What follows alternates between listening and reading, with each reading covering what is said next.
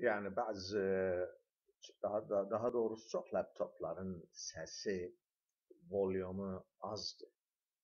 Yani ben aktardım, araştırdım, bunun bir çözümünü taptım.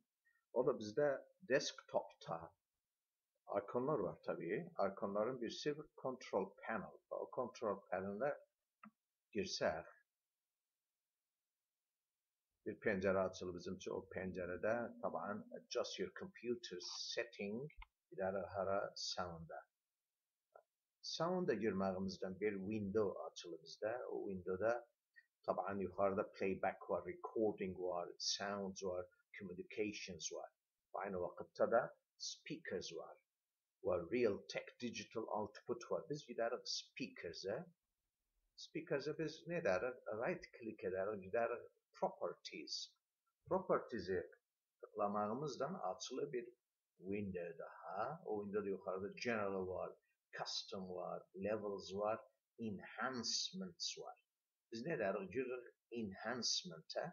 Enhancement'e girmemizden açılı bizde bir şey açılı. Scroll down eder, gider son kanaya.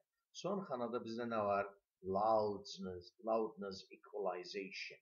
Loudness equalization'a bir tıklarıq, bir sağ koyarıq ve alta ne diyarıq? Apply var tabii burada. Hemen şey etmağından apply edesen, OK edesen, bir de OK edesen, ondan sonra çıkasan, gelsen bakasan ne şeyi atsa, ne